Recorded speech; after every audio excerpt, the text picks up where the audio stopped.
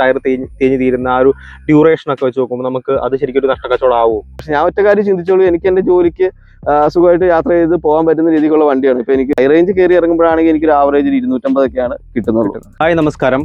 നമ്മുടെ ചാനലിൽ ആദ്യമേ തന്നെ പഞ്ച് EVയുടെ ഒരു 2 യൂസർ റിവ്യൂസ് 2 പാർട്ടായിട്ട് ഇട്ടിട്ടുണ്ടായിരുന്നു. അപ്പോൾ അതിൽ പല ആളുകളും ഇതിൻ്റെ ഒരു ലോങ് ടൈം റിവ്യൂ ആവശ്യപ്പെട്ടിട്ടുണ്ടായിരുന്നു. അതുപോലെ തന്നെ നമ്മൾ ആ ഒരു വീഡിയോ തന്നെ പറഞ്ഞിട്ടുണ്ടായിരുന്നു, ഇതൊരു ലോങ് ടൈം, അതായത് ഒരു 50,000 കിലോമീറ്റർ ആകുമ്പോഴത്തേക്കും നമ്മൾ ഇതിൻ്റെ ഒരു ലോങ് ടൈം റിവ്യൂ ആയിട്ട് വരും. ആ സമയത്ത് ആ യൂസർ എക്സ്പീരിയൻസ് എങ്ങനെയുണ്ട്, അല്ലെങ്കിൽ വാഹനത്തിൻ്റെ ഡീറ്റെയിൽസ്, അതുപോലെ റേഞ്ച് കാര്യങ്ങളെക്കുറിച്ചൊക്കെ വ്യക്തമായിട്ടുള്ള ഒരു പിക്ചർ നിങ്ങൾക്ക് തരും എന്നുള്ളത് നമ്മൾ അന്നേ ആ ഒരു വീഡിയോയിൽ പറഞ്ഞിട്ടുണ്ടായിരുന്നു. അപ്പോൾ ഈ ഒരു വാഹനം ഇന്ന് ഏകദേശം 50,000 കിലോമീറ്റർ ആയിട്ട് നിൽക്കുകയാണ്. അപ്പോൾ ഇന്ന് ഈ ഒരു punch.evയുടെ കംപ്ലീറ്റ് ആയിട്ടുള്ള യൂസർ എക്സ്പീരിയൻസ് ആണ്. ഒരു 50,000 കിലോമീറ്റേഴ്സ് കംപ്ലീറ്റ് ചെയ്ത് കഴിഞ്ഞ ശേഷം ഈ ഒരു വാഹനത്തിൻ്റെ റേഞ്ച് കാര്യങ്ങൾ, ബാറ്ററി ഹെൽത്ത്, സർവീസ്, അതുപോലെ തന്നെ ഈ ഒരു യൂസറുടെ എക്സ്പീരിയൻസ് എങ്ങനെയാണ്, അങ്ങനെയുള്ള കാര്യങ്ങളെല്ലാം ഉൾപ്പെടുത്തിക്കൊണ്ട് നിങ്ങൾ ഇപ്പോൾ ഇത്തരത്തിലൊരു EV വാഹനം നോക്കുന്ന ആളാണെങ്കിൽ നിങ്ങൾക്ക് വളരെയധികം പ്രയോജനപ്പെടുന്ന രീതിയിൽ നിങ്ങളിലേക്ക് ഈ ഒരു കാര്യങ്ങൾ എത്തിക്കാൻ വേണ്ടിയിട്ടുള്ളതാണ് ഇന്നത്തെ video. So my name is Abhijith Ramachandran. Let's go to the video.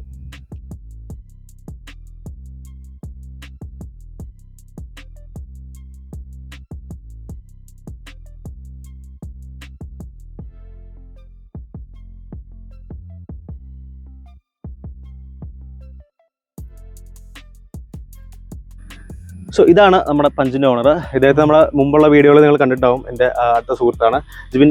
Once again നമ്മുടെ ചാനലിലേക്ക് വീണ്ടും സ്വാഗതം. അപ്പോൾ ഈ ഒരു വാഹനം ഇപ്പം 50,000 കിലോമീറ്റർ ആയി. അതാണ് നമ്മുടെ ഇന്നത്തെ മെയിൻ പോയിന്റ് എന്ന് പറയുന്നത്. അപ്പോൾ 50,000 കിലോമീറ്ററിലേക്ക് ആവുന്ന ഒരു സമയത്തുള്ള ഇത്രയും നാളത്തുള്ള എക്സ്പീരിയൻസ് എങ്ങനെയാണ്? എനിക്ക് ഒറ്റവാക്കി പറയുകയാണെങ്കിൽ വളരെ സാറ്റിസ്ഫൈഡ് ആണ്. അത് തന്നെയാണ് എനിക്ക് പറയാനുള്ളത്. ഒന്നെന്ന് വെച്ചാൽ എൻ്റെ ഈ വണ്ടിയും കൊണ്ട് ഞാൻ ഈ വണ്ടി എടുത്തതിന് ശേഷം എൻ്റെ ഉപയോഗം അത് തന്നെയാണ്. എൻ്റെ ഉപയോഗങ്ങളെല്ലാം നടന്നു പോകുന്നു. അതെനിക്ക് വളരെ ചിലവ് കുറഞ്ഞ രീതിയിൽ തന്നെ ചെയ്യാൻ പറ്റുന്നുണ്ട്. വണ്ടി മെയിൻറ്റെയിൻ ചെയ്യുന്ന കാര്യത്തിനാണെങ്കിലും അതെനിക്ക് ചെയ്യാൻ പറ്റുന്ന രീതിക്ക് തന്നെയാണ്. എനിക്ക് ചെറിയ ശമ്പളത്തിൽ എനിക്ക് ഒരുപാട് യാത്ര ചെയ്യേണ്ട ജോലിയാണ്. ആ ജോലിയിൽ എനിക്ക് ഫ്രീ ആയിട്ട്, അതായത് ടെൻഷൻ ഫ്രീ ആയിട്ട് നമുക്ക് വേറെ ഒക്കെ AC കാത്തിരുന്ന് ഫുള്ളായിട്ട് ട്രാവൽ ചെയ്യുന്നതിൻ്റെ ബുദ്ധിമുട്ടൊന്നും വരുന്നില്ല. സുഖമായിട്ട് വണ്ടിക്കകത്ത് എത്ര ദൂരം വേണമെങ്കിലും ട്രാവൽ ചെയ്യാം. പിന്നെ സർവീസിൻ്റെ കാര്യത്തിൽ വരുമ്പോഴുള്ള കോസ്റ്റുകളൊക്കെ ഒരുപാട് കുറവാണ് EV ആയതുകൊണ്ട്. അങ്ങനെ മൊത്തത്തിൽ ഞാൻ വളരെ സാറ്റിസ്ഫൈഡ് ആണ് ഈ EV ഉപയോഗിക്കുന്നതിൽ.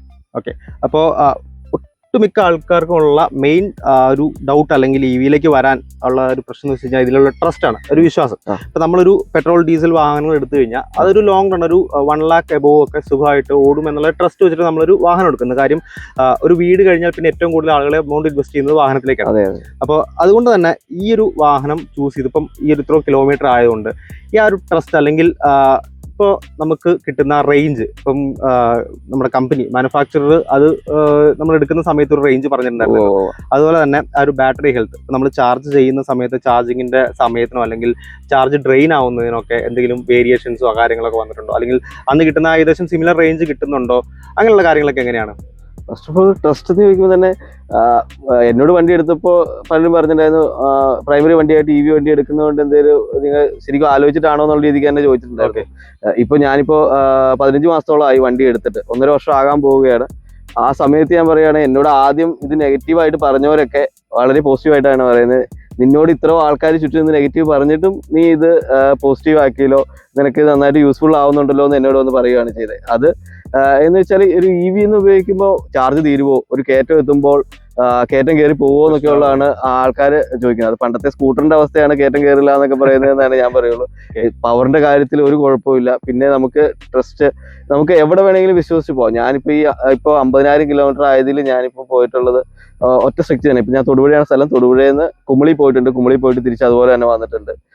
അതുപോലെ തന്നെ ആതിരപ്പള്ളിയും ചാർജ് ചെയ്ത് പൊള്ളാച്ചി കൂടി പാലക്കാട് വന്നാണ് പിന്നെ ചാർജ് ചെയ്തത്. അതുപോലെ ട്രിവാൻഡ്രം പോയിട്ടുണ്ട്, കൊല്ലം പോയിട്ടുണ്ട്, അങ്ങനെ ഒരുപാട് ദൂരങ്ങൾ പോയിട്ടുണ്ട്. കോയമ്പത്തൂരൊക്കെ, അതെ, കോയമ്പത്തൂർ ആദിയോഗി അടുത്തൊക്കെ ഞങ്ങൾ പോയിട്ടുണ്ടായിരുന്നു. അപ്പോൾ ട്രസ്റ്റിന്റെ കാര്യത്തിലൊന്നും നമ്മളൊന്നും പേടിക്കാൻ ഒന്നുമില്ല. EV എന്തായാലും ഉപയോഗിച്ചിട്ടുണ്ടെങ്കിൽ ഉപയോഗിക്കുന്നവർ ഇപ്പം ഞാൻ ഈ വണ്ടി എടുത്തതിന് ശേഷം ഞാൻ ബാങ്കിലാണ്, ഫെഡറൽ ബാങ്കിലാണ്, ടാറ്റയുടെ ഏജില് ഇൻഷുറൻസിന്റെ വർക്ക് ചെയ്യുന്നത്. എന്നോട് ചോദിച്ചിട്ട് തന്നെ ഒരു 9ഓളം പേര് ഈ ടാറ്റ പഞ്ച് തന്നെ എടുത്തിട്ടുണ്ട്. ബാങ്കിന്റെ അടുത്തുള്ളവരും പിന്നെ ബാങ്കിന്റെ സ്റ്റാഫിനെ അറിയാവുന്നവരും അങ്ങനെ ആയിട്ടൊക്കെ കുറെ പേര് എടുത്തിട്ടുണ്ട് ഈ വണ്ടി. ഞാൻ അവർക്കെല്ലാം കാര്യങ്ങളെല്ലാം വ്യക്തമായിട്ട് പറഞ്ഞു കൊടുക്കും. അപ്പോൾ 1/4 മണിക്കൂർ 1 മണിക്കൂറൊക്കെ സംസാരിച്ചിട്ടായിരിക്കും. അപ്പോൾ അവർക്ക് എല്ലാ കാര്യങ്ങളും വ്യക്തമായിട്ട് ഞാൻ പറഞ്ഞു കൊടുത്ത് അങ്ങനെ ഒരു 9ഓളം പേര് വണ്ടി എടുത്തിട്ടുണ്ട്. അത് എനിക്ക് അത്രയും പേരെ പറഞ്ഞ് അവർ അത്രയും പേര് എടുത്തിട്ടുണ്ടെങ്കിൽ എനിക്ക് അത്രയും യൂസ്ഫുൾ ആണ്. അത് അവർ പറഞ്ഞപ്പോൾ അവർക്ക് മനസ്സിലായതുകൊണ്ടാണ് അവർ ഇത് തന്നെ എടുത്തേക്കുന്നത്. ആ യൂസ് ചെയ്യുന്ന ആളുകളും കംപ്ലീറ്റ്ലി സാറ്റിസ്ഫൈഡ് ആണ്. ഈ പറഞ്ഞവര് അതാണ് ഞാൻ പറഞ്ഞത്. ഇപ്പൊ നമ്മുടെ ഒരു വണ്ടി എടുക്കുമ്പോൾ നമുക്ക് എന്താണ് അതിന്റെ ആവശ്യം അങ്ങനെ നോക്കിയിട്ട് വേണം എടുക്കാനായിട്ട്. പർപ്പസ് അത് ഈ എടുത്തവർക്ക് എല്ലാവർക്കും നല്ല ഓട്ടം ഉള്ളവരാണ്. ഒരു 15,000-20,000 മേളിലൊക്കെ ഫ്യൂൽ എക്സ്പെൻസ് ഒരു മാസം അവർ കാൽക്കുലേറ്റ് ചെയ്ത് വെച്ചിട്ടായിരിക്കും ഇങ്ങനെ ഒരു ഇതിലേക്ക് വരുന്നത്. അപ്പൊ എന്നോട് സംസാരിച്ചു. അപ്പൊ ഞാൻ എന്തായാലും ഉറപ്പായിട്ട് നിങ്ങൾക്ക് അത് ലാഭമായിരിക്കും എന്ന് തന്നെ പറഞ്ഞിട്ടാണ്. ഇപ്പൊ എനിക്കാണെങ്കിൽ പോലും ഒരു മാസം എനിക്കൊരു 3,000 കിലോമീറ്റർ കൂടുതലാണ് വരാൻ സാധ്യതയുള്ളൂ. ഒരിക്കലും കുറവ് വരുന്നില്ല. ആ ഒരു റേഞ്ച് എപ്പോഴും എല്ലാ മാസവും എനിക്ക് ഓട്ടം വരുന്നുണ്ട്. 2 മാസം കൂടുമ്പോഴാണ് എൻ്റെ വീട്ടിൽ കറണ്ട് ബില്ല് വരുന്നത്. ഏകദേശം ഒരു 3,000 രൂപ ഒരു മാസത്തേക്ക് എന്നുള്ള രീതിക്ക് കറണ്ട് ബില്ലും വരുന്നുണ്ട്. ഇതിന്റെ കൂടെ തന്നെ നമ്മുടെ ഈ സർവീസിന്റെ കോസ്റ്റും ടയറിന്റെ കോസ്റ്റും എല്ലാം കൂടെ കൂട്ടി കഴിഞ്ഞാൽ നമുക്ക് ഒരു 1 രൂപ 2 രൂപ ഇടയ്ക്കാണ് വരുന്നുള്ളൂ. അത്ര വരുന്നില്ല എന്ന് തന്നെ വേണം പറയാം. ഇപ്പൊ ഈ ബാറ്ററി റിലേറ്റഡ് എന്തെങ്കിലും ഇഷ്യൂസ് ഉണ്ടോ? അതായത് ഇത്രയും കിലോമീറ്റർ ആയതിന്റെ അടിസ്ഥാനത്തിൽ നമുക്ക് ചാർജ് ചെയ്യുന്നതിനുള്ള സമയം കൂടുതലോ അല്ലെങ്കിൽ ചാർജ് ചെയ്ത് നമ്മൾ ആ ഒരു ട്രാവൽ തുടങ്ങി കഴിഞ്ഞ് പെട്ടെന്ന് ചാർജ് ഡ്രെയിൻ ആയി പോകുന്നു അല്ലെങ്കിൽ റീജനറേറ്റ് അങ്ങനെ എന്തെങ്കിലും പ്രശ്നങ്ങളൊക്കെ വരുന്നത്? ഒരിക്കലും. ഇപ്പൊ ഇത്രയും നാൾ ഉപയോഗിച്ചാൽ എനിക്കൊരു റേഞ്ചിന്റെ ഒരു കാര്യത്തിൽ ഒരു കുഴപ്പമൊന്നും. ഇപ്പൊ റേഞ്ചിൽ വ്യത്യാസം വരുന്നത് എനിക്ക് ഫീൽ ചെയ്യുന്നത് വെച്ചാൽ നമ്മൾ ഈ നല്ല വെയിലാകുന്ന സമയത്ത്, നല്ല ചൂടുള്ള സമയത്ത് ഈ കൂളന്റുകളും അങ്ങനെ ഇതൊക്കെ വർക്ക് ചെയ്യാനായിട്ട് കൂടുതൽ പവർ യൂസ് ചെയ്ത് നമ്മളൊരു ആവറേജ് കാണുന്നേക്കാൾ ഒരു കുറച്ച് കുറവായിരിക്കും ആ ഒരു സമയത്ത്. അങ്ങനെ ഒരു കുറവ് മാത്രമേ എനിക്ക് ഫീൽ. അത് നമ്മൾ ഈ മഴക്കാലം ആകുമ്പോഴത്തേക്കും അങ്ങനെ ഒരു ആവശ്യം വരുന്നില്ലാത്തതുകൊണ്ട് റേഞ്ച് പഴയ പോലെ ആവുന്നുണ്ട്. ഞാനിപ്പോൾ അത് വ്യക്തമായിട്ട് പറയാൻ കാര്യം എന്ന് വെച്ചാൽ ഞാൻ ഇടുക്കി ജില്ല ഫുള്ള് കയറ്റമിറക്കോ എല്ലാം കൂടെ ആയിട്ട് ഞാൻ വണ്ടി ഹൈ റേഞ്ച് കൂടുതൽ. അപ്പോൾ ഞാൻ 3 ദിവസം കൊണ്ട് ഒരു 350 കിലോമീറ്റർ ഒക്കെ പോയിട്ടായിരിക്കും ഇടുക്കിയുടെ ഒരു സൈഡിൽ നിന്ന്, അടിമാലി സൈഡിൽ നിന്ന് കുമളി, ഉപ്പുതറ, വാഗമൺ കൂടിയായിരിക്കും തിരിച്ച് തൊടുപുഴ വരുന്നത്. അപ്പോൾ അങ്ങനെ ഇത് പോകുമ്പോഴൊക്കെ എനിക്ക് ആദ്യം ഉണ്ടായിരുന്ന പോലെ തന്നെയാണ്. ഇപ്പൊ നമ്മൾ ഡ്രൈവ് ചെയ്യുന്ന പോലെ ഇരിക്കും. ഡ്രൈവ് നമ്മൾ നന്നായിട്ട് നോക്കി കാര്യം ഒത്തിരി കാലൊന്നും കൊടുക്കാണ്ട് നമ്മൾ സൂക്ഷിച്ച് ഓടിച്ചു കഴിഞ്ഞാൽ ആ റേഞ്ചിലൊന്നും ഒരു വ്യത്യാസമില്ല. എനിക്കിപ്പോൾ നോക്കിയപ്പോഴും ആ കറക്റ്റ് അത് തന്നെ കിട്ടുന്നുണ്ട്. ഞാൻ പഴയ വീഡിയോയിൽ പറഞ്ഞായിരുന്നു എനിക്ക് 433 വരെ ക്ലസ്റ്റർ കാണിച്ചിട്ടുണ്ടായിരുന്നു, 350 പ്ലസ് കിട്ടിയിട്ടുണ്ടെന്ന്. അതുപോലെ തന്നെ എനിക്ക് ഈ കഴിഞ്ഞ മാസം അങ്ങനെ തന്നെ കിട്ടിയിട്ടുണ്ടായിരുന്നു. ഈ മാനുഫാക്ചർ ആ ഒരു സമയത്ത് പറഞ്ഞിരുന്ന റേഞ്ച് എത്രയാണ് നമ്മൾ എടുക്കാൻ ഉള്ള സമയത്ത്? ഇതൊരു ലോങ് റേഞ്ച് വേരിയന്റ് ആയിരുന്നു. ലോങ് റേഞ്ച് ആക്ച്വലി ഒരു ഷോർട്ട് റേഞ്ച് അല്ലെങ്കിൽ ചെറിയ റേഞ്ച് ഉണ്ട്, അതുപോലെ തന്നെ ലോങ് റേഞ്ച് ഉണ്ട്. നമ്മൾ ലോങ് റേഞ്ച് ആണ് പർച്ചേസ് ചെയ്തത്. ഈ ലോങ് റേഞ്ചിന് എത്രയായിരുന്നു അവർ പറഞ്ഞിരുന്ന ആ ഒരു റേഞ്ച്? അവര് 420 കമ്പനി പറയുന്നത്, ലോങ് റേഞ്ച് പറയുന്നത്. എനിക്ക് ഏകദേശം ഒരു ലോ റേഞ്ചിലാണെങ്കിൽ അത് ലെവൽ റോഡിലൊക്കെയാണ് നമ്മൾ ഓടിക്കുന്നെങ്കിൽ 300 തന്നെ ആവറേജ് ഇപ്പോഴും കിട്ടുന്നുണ്ട്. ആവറേജ് ആണ് ഞാൻ പറയുന്നത്, 300 തന്നെ കിട്ടുന്നുണ്ട്. നമ്മൾ ഭയങ്കര സ്പീഡിലൊക്കെ പോയിട്ട് ഇപ്പൊ പെട്രോൾ വണ്ടി ഉപയോഗിക്കുവാണെങ്കിൽ നമ്മൾ നല്ല സ്പീഡിൽ കാലുകൊടുത്തൊക്കെ ഉപയോഗിക്കുവാണെങ്കിൽ ഫ്യൂല് കൂടുതൽ ഉപയോഗിക്കുന്ന പറയുന്ന പോലെ തന്നെ സെയിം ഇത് തന്നെ EVക്ക് അതും വരുന്നുണ്ട്. നമ്മൾ നോർമൽ രീതിയിൽ നന്നായി നോക്കി ഓടിച്ചു കഴിഞ്ഞാൽ നല്ല റേഞ്ച് തന്നെ കിട്ടുന്നുണ്ട്. പിന്നെ ഹൈ റേഞ്ച് കയറി ഇറങ്ങുമ്പോഴാണെങ്കിൽ എനിക്ക് ഒരു ആവറേജ് 250 ഒക്കെയാണ് കിട്ടുന്നുള്ളൂ. അത് ആ കയറ്റം ആയതുകൊണ്ടാണ്.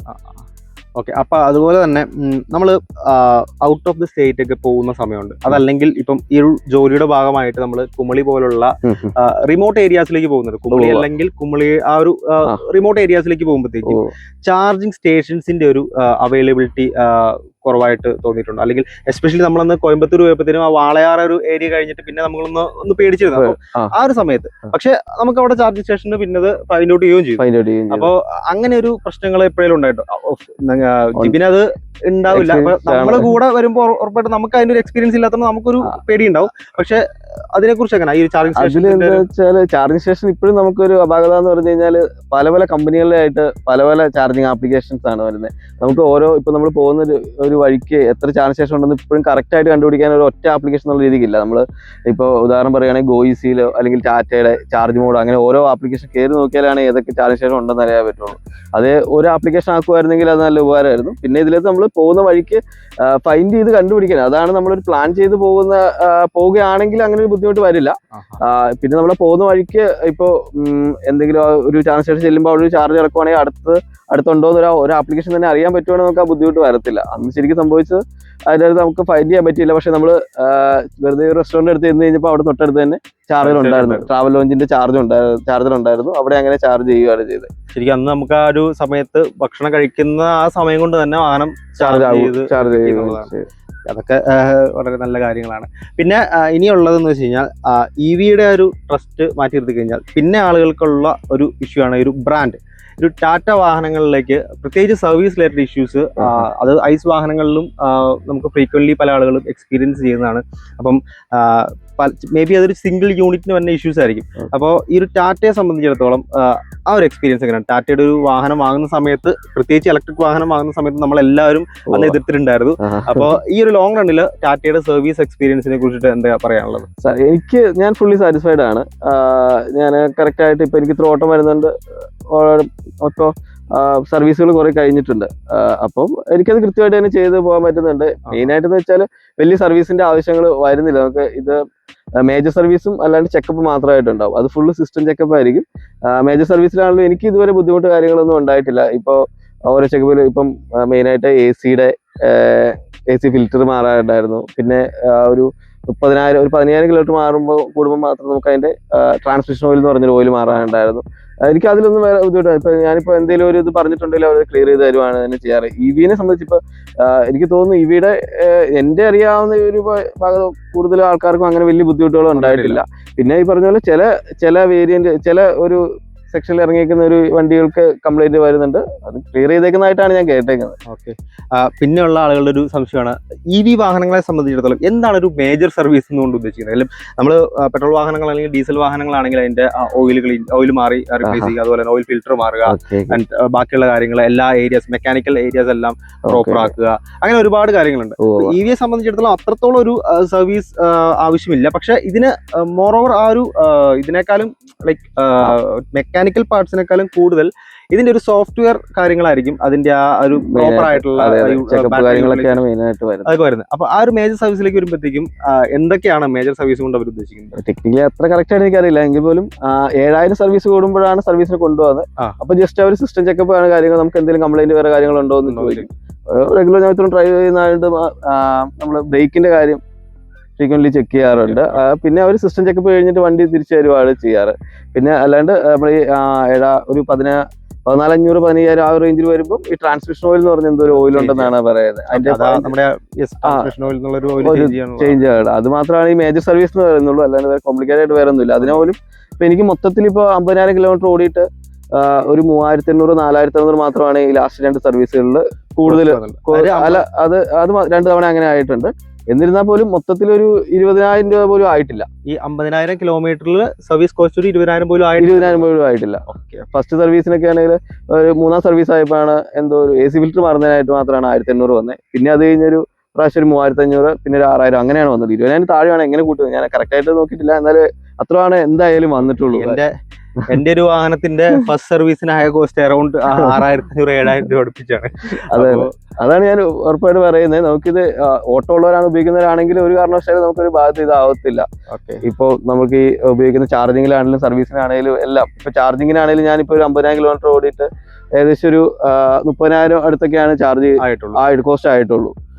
ശരിക്കും ഇപ്പം നമ്മൾ വീട്ടിൽ ചാർജ് ചെയ്യുന്നതിനേക്കാളും കോസ്റ്റ് കൂടുതലാണ് ഔട്ടർ സ്റ്റേഷൻസിൽ ചാർജ് ചെയ്യുന്നത്. അപ്പോൾ നിലവിലുള്ള ഒരു സിസ്റ്റംസ് അനുസരിച്ചിട്ട് അതിന്റെ ഒരു ഫോർ എക്സാമ്പിൾ ഗവൺമെന്റ് പോളിസീസ് വന്നപ്പോൾ റീസെന്റ് ഇലക്ട്രിസിറ്റി ബില്ലൊക്കെ ഹയർ റേറ്റിലേക്ക് മാറ്റുന്നുണ്ട്. അതുപോലെ തന്നെ നമ്മൾ പുറത്ത് ചാർജ് ഇപ്പം നമുക്ക് പിറ്റേ ദിവസം അല്ലെങ്കിൽ ഒരു ദിവസം വീട്ടിൽ ചാർജ് ചെയ്ത് സ്ലോ ചാർജ് ചെയ്ത് കഴിഞ്ഞാൽ മേ ബി പിറ്റേ ദിവസം നമ്മൾ നെക്സ്റ്റ് പോകുന്നിടത്തേക്കൊക്കെ ചാർജ് ചെയ്യുന്നത്. അപ്പൊ അങ്ങനെ പുറത്ത് ചാർജ് ചെയ്യുന്ന സമയത്ത് ലൈക്ക് എന്തെങ്കിലും ആ ഒരു ചാർജ് കോസ്റ്റ് ഉണ്ടല്ലോ, അത് ആ എടുത്ത സമയത്ത് ഓഫ്കോഴ്സ് കുറവായിരുന്നു എന്ന് നമുക്കറിയാം. അപ്പൊ ഈ റീസെന്റ് ടൈമിലേക്ക് വരുമ്പോഴത്തേക്കും ആ ഒരു ചാർജിങ് കോസ്റ്റ് കൂടിയിട്ടുണ്ടെന്ന് പല ആളുകളും പറഞ്ഞിട്ടുണ്ട്. അപ്പൊ അത് എന്തെങ്കിലും അതെങ്ങനെയാണ് അതിന്റെ റേറ്റ്? ശരിക്കും പറഞ്ഞാൽ സോളാർ ടൈം എന്ന് പറഞ്ഞ് നമുക്ക് പറയുന്നുണ്ട്. ഇപ്പൊ പുറത്ത് നമ്മൾ ചാർജ് ചെയ്യുകയാണെങ്കിൽ 9 മണി തൊട്ട് 4 മണി വരെയുള്ള സമയത്ത് ചാർജ് ചെയ്യാൻ കോസ്റ്റ് കുറവായിരിക്കും. അപ്പം സോളാർ കൂടുതൽ കറണ്ട് ഒരുപാട് ഉത്പാദിക്കുന്നതുകൊണ്ടാണ് അങ്ങനെ ഇത് വരുന്നത്. അതുപോലെ തന്നെ ആ ഒരു ബാക്കി ആൾക്കാർ യൂട്ടിലൈസ് ചെയ്യുന്നത് കുറവാണ് സമയം. വൈകിട്ടാകുമ്പോൾ നമ്മൾ ഇതിന്റെ യൂട്ടിലൈസിങ് കൂടുതലായിരിക്കും. അപ്പൊ അത് സ്വാഭാവികമായിട്ടും ചാർജിന് കോസ്റ്റ് കൂടുതലായിരിക്കും. പല കമ്പനികളുടെയും പല റേറ്റ് ആണ്. ഇപ്പൊ നമുക്ക് കറക്റ്റ് അറിയത്തില്ല. ഒരു ഇപ്പൊ സോളാർ ടൈമിലാണല്ലോ, അതായത് 9 മണി തൊട്ട് 4 മണി വരെ സമയത്താണെങ്കിൽ ഒരു 19 രൂപ മുതൽ 21 രൂപ 19 രൂപ 20 രൂപ വരെയൊക്കെ വരുന്നുണ്ട് അല്ലാത്ത പെർ യൂണിറ്റിന്. വൈകിട്ടാണെങ്കിൽ ഒരു 24 രൂപ 25 ആ റേഞ്ച് ഒക്കെ വരുന്നുണ്ട്. അതുകൊണ്ട് നമ്മൾ പല സമയത്തും നമ്മുടെ ഇലക്ട്രിസിറ്റി ബോർഡ് തന്നെ പലപ്പോഴും പറഞ്ഞിട്ടുണ്ട് ആ ഒരു 7 മണി തൊട്ട് 10 മണി വരെ മാക്സിമം ഗ്രഹോപകരണങ്ങളൊക്കെ കുറച്ച് ഉപയോഗിക്കുക എന്നുള്ളത്. അപ്പൊ ആ സമയത്ത് നമ്മൾ ഓഫ്കോഴ്സ് ഇത് ചാർജ് ചെയ്യുമ്പോഴും അതേ സെയിം റേറ്റ് ഇൻക്രീസ് വരുന്നുണ്ട്. അതുപോലെ തന്നെ നമ്മൾ വീട്ടിൽ ചാർജ് ചെയ്യുമ്പോഴാണെങ്കിൽ സെയിം തന്നെ വരുന്നുണ്ട്. അതായത് പകല് ഒരു റേറ്റ്, ശേഷം 10 മണി വരെ 6 മണി തൊട്ട് 10 മണി വരെ വേറെ റേറ്റ്, രാത്രിയിൽ അതിലും കുറച്ചുകൂടെ കുറവ്. അങ്ങനെ രീതിക്ക് വീട്ടിലും വരുന്നുണ്ട്. ഇപ്പൊ കറക്റ്റ് ഇപ്പൊ പുതിയ റേറ്റ് വന്നതിന് ശേഷം നമുക്ക് ഒരു കറക്റ്റ് കാൽക്കുലേഷൻ എടുക്കാൻ പറ്റിയിട്ടില്ല. എന്നാലും എങ്ങനെ എങ്ങനെ നോക്കിയാലും നമ്മളൊരു EV ഉപയോഗിക്കുന്നു എന്നൊരാൾ നിലയ്ക്ക് നമ്മള് പെട്രോൾ വണ്ടി കാര്യങ്ങളൊക്കെ ഉപയോഗിക്കുന്നതിന് 1/3 താഴെയാണ് നമുക്ക് ചെലവ് വരുള്ളൂ. പിന്നെ കൂട്ടി പറഞ്ഞാണ് 1/3 എന്ന് പറയുന്നത്, അതിൽ എന്തായാലും കുറവായിട്ടേ വരുള്ളൂ. നമുക്ക് പിന്നെ യാത്രാസുഖം, കംഫർട്ടായിട്ട് നമുക്ക് ഇത് യാത്ര ചെയ്യാം. ഇപ്പൊ ലോങ് പലർക്കും ഉള്ള സംശയം അതാണ്, അയ്യോ EV അല്ലേ എടുത്തേക്കുന്നത്, അപ്പൊ ലോങ് പോകണമെങ്കിൽ ബുദ്ധിമുട്ടായിരിക്കില്ലേ എന്ന് പറഞ്ഞാണ് എന്നോട് ചോദിക്കുന്നത്. ഞാൻ വളരെ ചിരിച്ചുകൊണ്ട് തന്നെ ആയിട്ട് പറയും, ഒരു ബുദ്ധിമുട്ടുമില്ല. ഞാനിപ്പോ നന്നായിട്ട് ട്രാവൽ ചെയ്യുന്ന ആളാണ്. ഇപ്പൊ ഓഫീസിലെ വർക്കിന്റെ കാര്യത്തിലാണെങ്കിലും അല്ലാണ്ടാണെങ്കിലും ഫ്രണ്ട്സിന്റെ കൂടെ ആണെങ്കിലും എല്ലാം കൊല്ലം പോയിട്ടുണ്ട്, ട്രിവാൻഡ്രം പോയിട്ടുണ്ട്. ഇതുകൊണ്ട് തന്നെ തമിഴ്നാട് എത്ര പോയിട്ടുണ്ട്, നമ്മൾ ഒരുമിച്ചായിട്ട് അങ്ങനെ എല്ലാം പോയിട്ടുണ്ട്. അതുകൊണ്ട് അങ്ങനെയുള്ള പേടിയൊന്നും വേണ്ട. ശരിക്കും ഇത് ആളുകളിലേക്ക് എത്തിയിട്ടില്ല, ആളുകൾക്ക് ശരിക്കും അറിഞ്ഞിട്ടില്ല. പക്ഷെ അറിയുന്ന ഇപ്പോൾ EV വണ്ടി ഉപയോഗിക്കുന്ന ഒരാളോട് ചോദിച്ചു കഴിഞ്ഞാൽ അവരടുത്ത വണ്ടി ഏത് എടുക്കുമെന്ന് ചോദിച്ചാൽ പോലും EV എടുക്കുമെന്നേ പറയുള്ളൂ. അപ്പൊ എന്റെ ഒരു ചോദ്യമാണ് അവിടെ മിസ്സായിരിക്കുന്നത്. ഇത് ഞാൻ നെക്സ്റ്റ് ചോദിക്കാൻ പറ്റുന്ന ചോദ്യമാണ്. ഓക്കെ, അതാണ് അവർ ഉപയോഗിക്കുന്നവരോട് നമ്മൾ ചോദിച്ചു കഴിഞ്ഞാൽ, ഇപ്പോൾ ഞാൻ വണ്ടി എടുത്തപ്പോ ഒരു സമയത്ത് എന്ന് പറഞ്ഞു കഴിഞ്ഞാൽ അത്യാവശ്യം റേഞ്ച് കൂടി അങ്ങനെ ഒരു രീതിക്കുള്ള വണ്ടിയായിരുന്നു ഇത്. എൻട്രി ലെവലില് ലോങ് റേഞ്ച് വരുന്ന ഒരു വാഹനമായിരുന്നു ഇത്. ആ സമയത്ത് എന്റെ പരിചയത്തിൽ പോലും വണ്ടി EVകൾ ഒരുപാട് ഉപയോഗിക്കുന്നവർ വളരെ കുറവായിരുന്നു. ഞാനൊരു രണ്ടും കൽപ്പിച്ചെന്ന് വേണമെങ്കിൽ പറയാം. പക്ഷെ ഞാൻ ഒറ്റ കാര്യം ചിന്തിച്ചോളൂ, എനിക്ക് എന്റെ ജോലിക്ക് സുഖമായിട്ട് യാത്ര ചെയ്ത് പോകാൻ പറ്റുന്ന രീതിക്കുള്ള വണ്ടിയാണ്. ഇപ്പൊ എനിക്കൊരു 1 മണിക്കൂർ 1.5 മണിക്കൂർ എന്തെങ്കിലും ഒരു ഫോൺ കോളോ മീറ്റിംഗ് എന്തെങ്കിലും വന്നാൽ പോലും ഞാൻ വണ്ടി സ്റ്റാർട്ടായി അതിന്റെ അകത്ത് ഇരിക്കുകയാണ് ചെയ്യുന്നത്. ഒരു 2 മണിക്കൂറൊക്കെ നിന്ന് കഴിഞ്ഞാൽ ഒരു 3-4% ചാർജ് ആകുന്നുള്ളൂ. ഒരു സിനിമ ഞാൻ എൻ്റെ ഇരുന്ന് ഫുൾ ആയിട്ട് സിനിമ ഉണ്ട്. നമ്മൾ ഈ ജോലിയുടെ ഭാഗമായിട്ട് പലപ്പോഴും പോസ്റ്റ് ആവാറുണ്ട്, ക്ലയന്റ് മീറ്റ് ചെയ്യാൻ അങ്ങനെയെല്ലാം ആയിട്ട്. അല്ലെങ്കിൽ വീട്ടിൽ എവിടെ ചെന്നിട്ടാലും ഞാൻ ഫുൾ ആയിട്ട് ഇരുന്നത് സിനിമ വരെ കണ്ടിട്ടുണ്ട്, ഫുൾ ടൈം ഇരുന്നിട്ട്. അപ്പോൾ ഒരു ഫുൾ ടൈം സിനിമ കണ്ടാൽ പോലും നമുക്കൊരു 6-7% AC ഇട്ട് നല്ല സൗണ്ടിൽ നല്ല ക്വാളിറ്റിയിൽ ഇങ്ങനെ ഇരുന്ന് സിനിമ കണ്ടാൽ പോലും അത്ര ശതമാനമാണ് നമുക്ക് ആവുള്ളൂ. ഈ ഉപയോഗിക്കുന്നതുകൊണ്ട് എന്തായാലും ആർക്കൊരു ബുദ്ധിമുട്ട് വരത്തില്ല. ഓക്കെ, അപ്പോൾ നമ്മുടെ സർവീസ് അല്ലെങ്കിൽ ആ ബ്രാൻഡ് ഇത് മാറ്റി നിർത്തി കഴിഞ്ഞാൽ വാഹനം സംബന്ധിച്ച് ഇപ്പം ടാറ്റ ബ്രാൻഡിനെ കുറിച്ച് നമ്മൾ സംസാരിച്ചു. മറ്റൊന്നെന്ന് വെച്ച് കഴിഞ്ഞാൽ ഈ ഒരു വാഹനത്തിന് ഏതെങ്കിലും സ്പെഷ്യൽ പാർട്സിന് എന്തെങ്കിലും ഇഷ്യൂസ് വരുമോ, അല്ലെങ്കിൽ വാഹനത്തിന്റെ ബോഡിക്കോ, അല്ലെങ്കിൽ ബാക്കി എന്തെങ്കിലും വാഹന സംബന്ധമായിട്ടുള്ള ഇഷ്യൂസ് വന്നിട്ടുണ്ട്?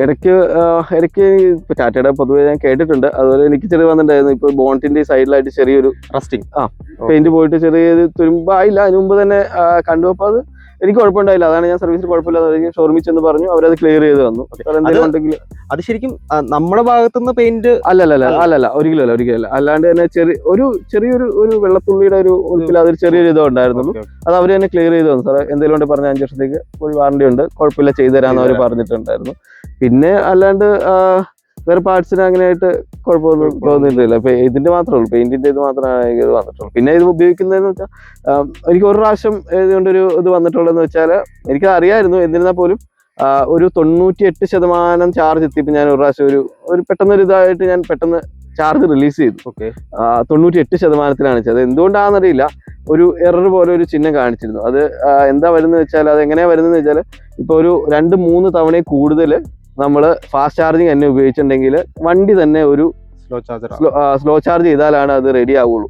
അങ്ങനെ ഒരു പ്രാവശ്യം എനിക്കൊരു ഇത് പറ്റിയിട്ടുണ്ടായിരുന്നു. പക്ഷെ ഞാനത് 2ാമത്തെ തവണയായിരുന്നു ഫാസ്റ്റ് ചാർജ് ചെയ്ത്. എന്നിരുന്നാൽ പോലും അവിടെ 1-2 തവണ കറണ്ട് പോയി കഴിഞ്ഞപ്പം ഓട്ടോ ചാർജ് ഉണ്ടായില്ല. ഓട്ടോ ചാർജ് വെച്ചാൽ കറണ്ട് വരുമ്പോൾ തന്നെ ചാർജ് ചെയ്യുന്നത് ഉണ്ടായില്ല. എനിക്ക് ഊരിയിട്ട് കുത്തേണ്ടി വന്നു.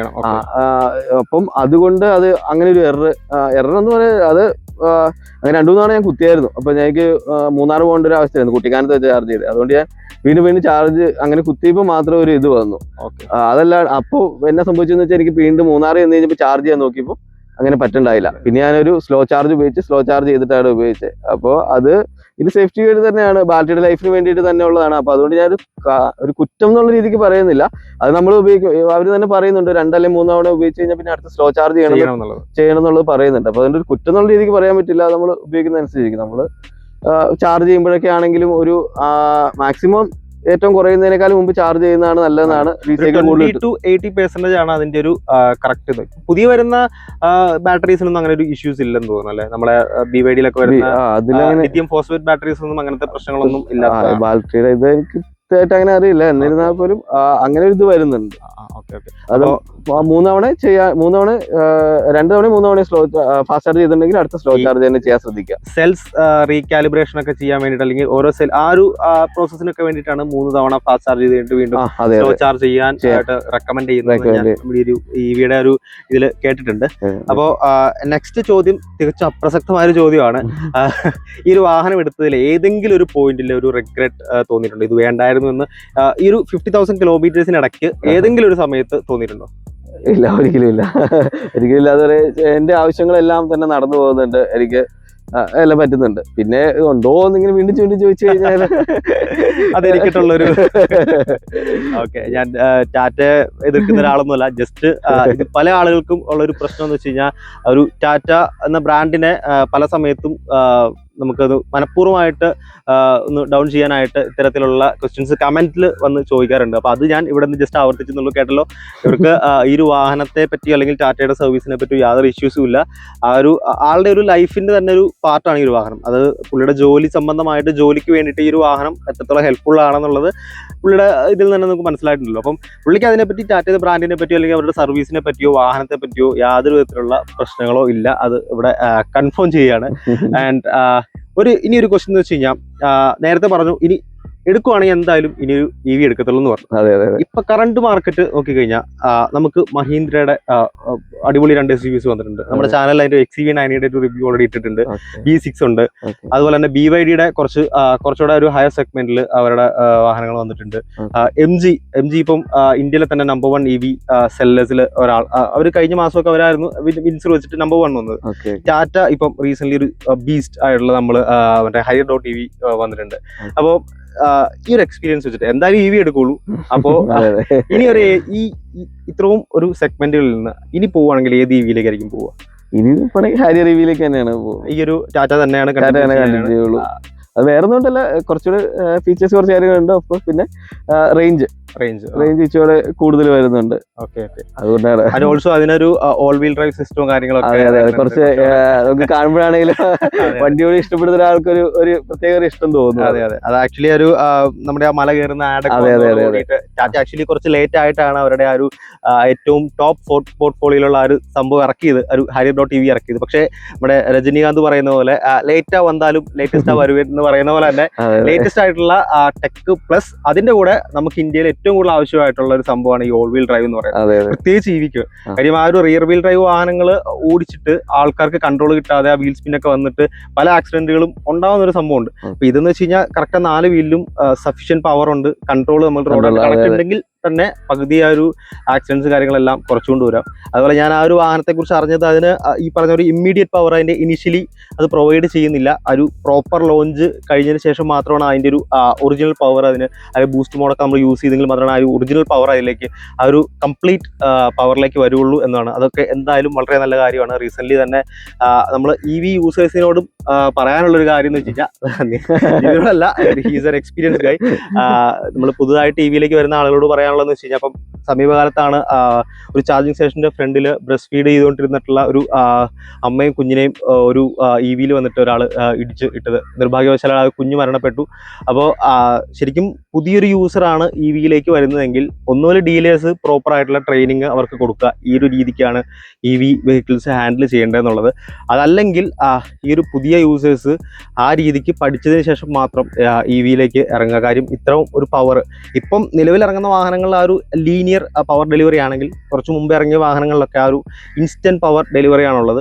അപ്പോൾ നമ്മൾ പെട്രോൾ വാഹനങ്ങൾ അല്ലെങ്കിൽ ഡീസൽ വാഹനങ്ങളിൽ കാല് കൊടുക്കുന്ന പോലെ പ്രസ് ചെയ്ത് കഴിഞ്ഞാൽ ആ ഒരു വണ്ടി നമ്മുടെ കൺട്രോളിൽ നിൽക്കാതെ അൺകൺട്രോളബിൾ ആയി പോകാനുള്ള ചാൻസസ് ഒക്കെ ഉണ്ട് അല്ലേ? ഇതിൽ കൂടുതൽ എന്തെങ്കിലും EV യൂസേഴ്സിനോട് പറയാനുണ്ടോ? പിന്നെ ഉള്ള ഏറ്റവും വലിയൊരു കൺസേൺ എന്ന് പറയുന്നത് ഇപ്പം റീസെന്റ് സോഷ്യൽ മീഡിയയിലൊക്കെ ഉള്ള ഏറ്റവും വലിയൊരു ചർച്ച എന്ന് പറയുന്നത് ഇതിന് ടയർ യൂസേജ് ആണ്. അപ്പോൾ പല ആളുകളും പറയുന്നതെന്ന് വെച്ച് കഴിഞ്ഞാൽ EVയിൽ നമുക്ക് ഉണ്ടാകുന്ന ലാഭം ടയർ മാറി തീരും എന്നുള്ളതാണ്. ഫോർ എക്സാമ്പിൾ ഇപ്പോൾ IONIQ 5ന്റെ ഒരു വീഡിയോ വൈറലായിരുന്നു. അതല്ലെങ്കിൽ ഹയർ ക്ലാസ്സിലുള്ള അല്ലെങ്കിൽ ഒരുപാട് ലക്ഷറി ക്ലാസ്സിലേക്കുള്ള വാഹനങ്ങളിലേക്ക് നോക്കുമ്പോൾ അതിന്റെ ടയർ ആക്ച്വലി കുറച്ചുകൂടെ ഹയർ ടയേഴ്സ് ആണ്. അപ്പോൾ ആ ഒരു ടയർ മാറുമ്പോഴത്തേക്കും അതിൽ നിന്ന് കിട്ടിയ ലാഭം അതിൽ തീരും എന്നുള്ള കുറേ ഇങ്ങനെ കമന്റും കാര്യങ്ങളും ചർച്ചകളൊക്കെ ഉണ്ടായിട്ടുണ്ട്. അപ്പോൾ നമ്മൾ ഈ വാഹനത്തിന്റെ ടയർ ഓൾറെഡി മാറിയിട്ടുണ്ട്. അപ്പോൾ അതെങ്ങനെ ടയറിന്റെ ലൈഫും അതുപോലെ തന്നെ ടയർ യൂസേജ് ടയർ തേഞ്ഞ് തീരുന്ന ആ ഒരു ഡ്യൂറേഷൻ ഒക്കെ വെച്ച് നോക്കുമ്പോൾ നമുക്ക് അത് ശരിക്കും ഒരു നഷ്ടക്കച്ചവടം ആവുമോ? നന്നായിട്ട് ഓട്ടോ ഉള്ളവർക്കാണെങ്കിൽ ഒരു കാരണവശാലും നഷ്ടം വരത്തില്ല. എനിക്ക് ശരിക്കും 28,000 കിലോമീറ്ററിൽ 2 ടയർ മാറേണ്ടി വന്നു. ബാക്ക് ടയറിലേക്ക് കുഴപ്പമില്ലാത്ത ടയറാണ് ഉപയോഗിക്കാമെന്നുള്ളൊരു രീതിക്ക് എന്റെ സാമ്പത്തികം വെച്ചിട്ട് ഞാൻ ബാക്കിലെ ടയർ എനിക്ക് 38,000, ഫ്രണ്ടിലെ ടയർ 28,000. ഞാൻ മാറ്റി നിറയ്ക്കാറുണ്ടായിരുന്നു. എന്ന് വെച്ചാൽ ഫ്രണ്ട് മാറിയപ്പോൾ ബാലൻസ് ഉള്ള 2 ബാക്കിൽ എടുത്തിട്ടേ ഉള്ളൂ. അപ്പോൾ അത് 38,000-ലാണ് മാറിയത്. ഫ്രണ്ടിലത്തെ രണ്ടും. അതെന്താ വെച്ചാൽ കമ്പനി വണ്ടി എടുത്തപ്പോൾ കൂടെ വന്ന ടയറായിരുന്നു. അത് വളരെ മോശമായിരുന്നു. അത് അപ്പോളോടെ ആയിരുന്നു. അത് കിട്ടിയേക്കുന്ന എല്ലാവരും ഞാൻ വേറെ 1-2 പേരോട് ചോദിച്ചു. അപ്പൊ ഞാൻ ചോദിച്ചു കഴിഞ്ഞപ്പോൾ 22,000 ടയർ മാറിയവർ വരെ ഉണ്ട്. അതിലും താഴെയിലും ടയർ മാറിയ ആൾക്കാരും ഉണ്ട്. അപ്പോൾ ഞാൻ പുതിയ എടുക്കുന്ന ആൾക്കാരോട് മെയിനായിട്ട് ടയർ മാത്രം ഒന്ന് ശ്രദ്ധിക്കണം. അങ്ങനെയാണ് ഞാൻ പറയാം. ടയർ ഫസ്റ്റ് കമ്പനി വരുന്ന ടയർ വളരെ മോശമാണ്. അത് പെട്ടെന്ന് തന്നെ ഇപ്പൊ രണ്ടാമത് ഞാൻ ഇട്ടേക്കുന്ന സിയറ്റിന്റെ ടയറാണ്. ഇപ്പൊ അത് ഒരു 10-15 കിലോമീറ്റർ മേളിലായിട്ടുണ്ടല്ലോ. അപ്പൊ എനിക്ക് അങ്ങനെ വലിയ അതുപോലെ അങ്ങനെ തേയുന്ന ഒരു ഫീലിംഗ് വരുന്നില്ല. പിന്നെ ഇത് മൊത്തത്തിൽ നമ്മൾ കണക്കെടുത്ത് നോക്കുമ്പോൾ കറക്റ്റ് ആയിട്ട് നമ്മൾ കണക്കെടുത്ത് നോക്കി അതുകൂടെ ഉൾപ്പെടുത്തിയിട്ടാണ് ഞാൻ ആ പറഞ്ഞത് 2 രൂപ താഴെയാണ് എനിക്ക് എക്സ്പെൻസ് വരുന്നുള്ളത്. ശരിക്കും ഇവിയുടെ ടയേഴ്സ് എന്ന് പറയുന്നത് ഇവിക്ക് വേണ്ടി മാത്രമായിട്ട് സെപ്പറേറ്റ് സെക്ഷൻ ഓഫ് ടയേഴ്സ് ഉണ്ടല്ലോ. അപ്പോൾ അതിന് കമ്പാരിറ്റീവ്ലി മറ്റുള്ള വാഹനങ്ങളുടെ ടയർ വെച്ച് നോക്കുമ്പോഴത്തേനും പ്രൈസ് കൂടുതലുണ്ടോ? അങ്ങനെ ചെറിയ കൂടുതലുണ്ട് ഉണ്ടല്ലേ?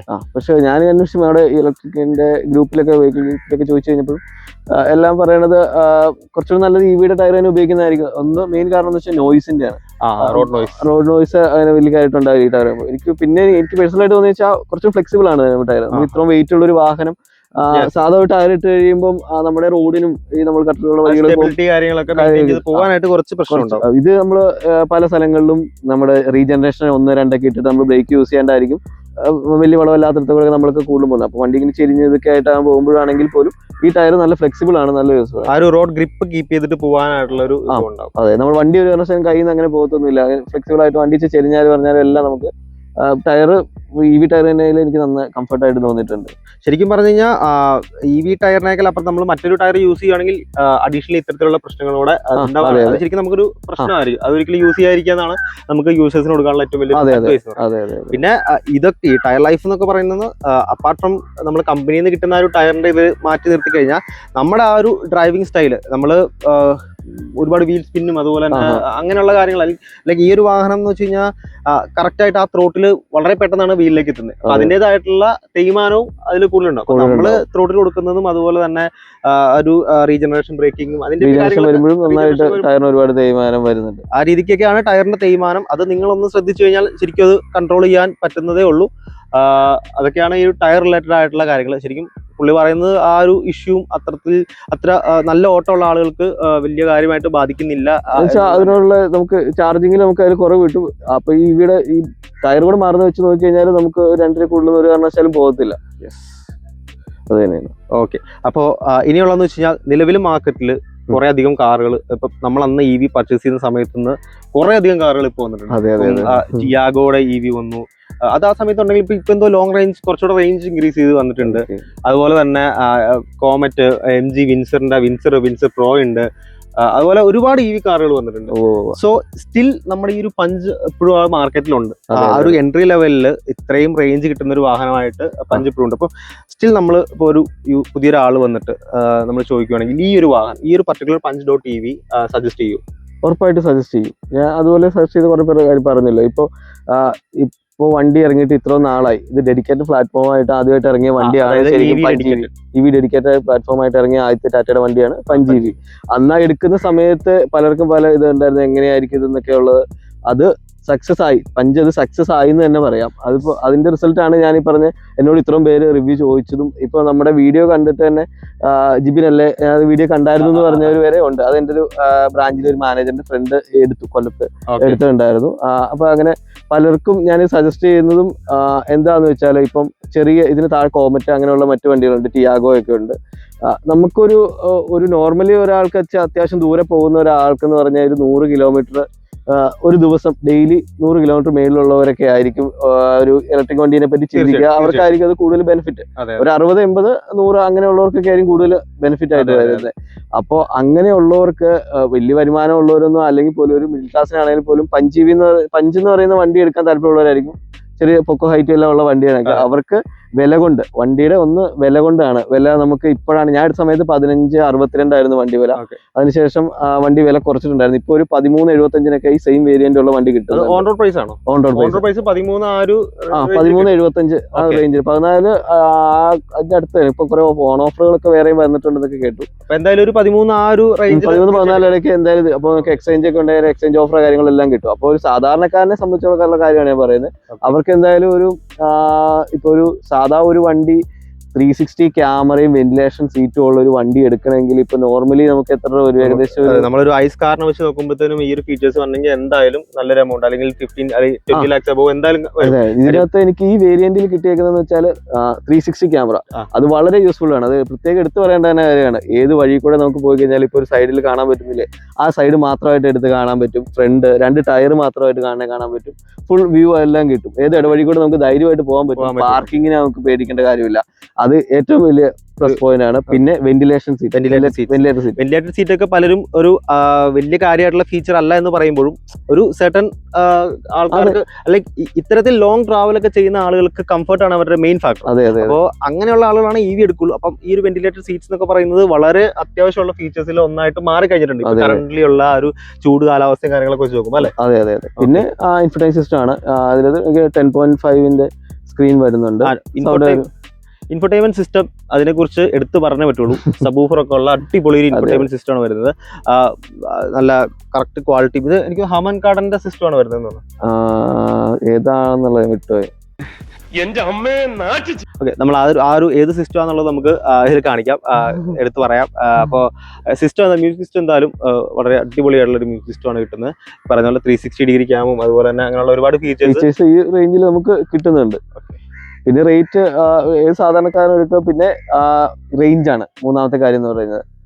റേഞ്ച് എന്ന് പറയുമ്പോൾ നമുക്കൊരു എങ്ങനെ നല്ല സ്പീഡിൽ നമ്മൾ ഓടിച്ചെന്ന് പറഞ്ഞാലും ഏത് കയറ്റവർക്കുള്ള വഴി ഓടിച്ചെന്നാലും 250 കിലോമീറ്റർ നമുക്ക് കൺഫേം ആയിട്ട് കിട്ടും. ഇപ്പൊ ഞാൻ കണ്ടതിൽ ഇപ്പൊ ഞാൻ വണ്ടി എടുക്കാൻ പറഞ്ഞവർക്കും എല്ലാവർക്കും ഒരു വരുന്നതെന്ന് വെച്ചാൽ ഒരു ദിവസം ഒരു 80 കിലോമീറ്റർ മുതൽ ഒരു 200 കിലോമീറ്റർ ഉള്ളവർ വരെ ഞാൻ ഇത് പറഞ്ഞു കൊടുത്തിട്ടുണ്ട്. അവർക്കൊക്കെ ഇത് വളരെ യൂസ്ഫുൾ ആണ്. ഇപ്പൊ ഒരു ദൂരെ ജോലിക്ക് പോകുന്നു, തിരിച്ച് വീട്ടിൽ വരുന്നു, അവർക്ക് ഫ്യൂൽ എക്സ്പെൻസ് നന്നായിട്ട് കുറയുന്നുണ്ട് ഇത് എടുത്ത് കഴിയുമ്പോൾ. ഈ 3 കാര്യങ്ങളും, അതായത് റേഞ്ച് നമുക്ക് ഓക്കെ ആയിരിക്കും, ജോലിക്ക് പോയിട്ട് വരുന്നവർ അങ്ങനെയുള്ളവർക്ക് ഇതെല്ലാം, പിന്നെ ഇത്രയും ഫീച്ചേഴ്സ് കിട്ടുന്നുണ്ട് ഈ വിലക്ക്, പിന്നെ പ്രൈസ്. ഓക്കെ, അപ്പൊ എന്തായാലും ഈ ഒരു വാഹനം സജസ്റ്റ് ചെയ്യുമെന്നുള്ളതാണ്. അതെ തീർച്ചയായിട്ടും. ഓക്കെ, സോ ഗൈസ്, നമ്മളിപ്പോൾ ഉള്ളത് ഈ ഒരു കാഞ്ഞാർ എന്ന് പറയുന്ന സ്ഥലത്താണ്. വളരെ ബ്യൂട്ടിഫുൾ ആയിട്ടുള്ളൊരു സ്ഥലമാണ്. ആൻഡ് നിങ്ങൾ ഈ ഒരു അറ്റ്മോസ്ഫിയർ കണ്ടിട്ടുണ്ടാവും. നിങ്ങൾക്ക് കാണാനായിട്ട് വളരെ മനോഹരമായിട്ട് തോന്നും, പക്ഷേ വലിയൊരു മഴ വരുന്നുണ്ട്. അപ്പോൾ അതിന് മുമ്പ് കാര്യങ്ങളൊന്ന് ചുരുക്കട്ടെ. അപ്പോൾ ഇതൊക്കെയാണ് ഒരു 50,000 കിലോമീറ്റർ ഈ ഒരു punch.ev കംപ്ലീറ്റ് ചെയ്ത ഒരു ഓണറിൻ്റെ യൂസർ റിവ്യൂ എന്ന് പറയുന്നത്. സോ നിങ്ങളുടെ ഫ്രണ്ട്സ് ആരെങ്കിലും ഇത്തരത്തിൽ എൻട്രി ലെവൽ അത്യാവശ്യം റേഞ്ച് കിട്ടുന്ന ഒരു വാഹനം നോക്കുന്നുണ്ടെങ്കിൽ ഈ ഒരു വീഡിയോ ഷെയർ ചെയ്യുക. ആൻഡ് ഈ ഒരു വീഡിയോ ഇഷ്ടപ്പെട്ട് കഴിഞ്ഞാൽ തീർച്ചയായിട്ടും സബ്സ്ക്രൈബ് ചെയ്യുക. ആൻഡ് നിങ്ങളുടെ കമൻസ് ആണ് അല്ലെങ്കിൽ നിങ്ങളുടെ ആ ഒരു ഫീഡ്ബാക്ക് ആണ് നമുക്ക് നെക്സ്റ്റ് കാര്യങ്ങൾ കണ്ടന്റ് ചെയ്യുന്നതിനുള്ള ഒരു ഇൻസ്പിറേഷൻ എന്ന് പറയുന്നത്. സോ നിങ്ങളുടെ തോട്ട്സ് എന്താണെങ്കിൽ അത് കമൻറ്റ് ചെയ്യുക. ആൻഡ് ഇനിയൊരു വീഡിയോ ആയിട്ട് വീണ്ടും കാണുന്നവരേക്കും ബൈ.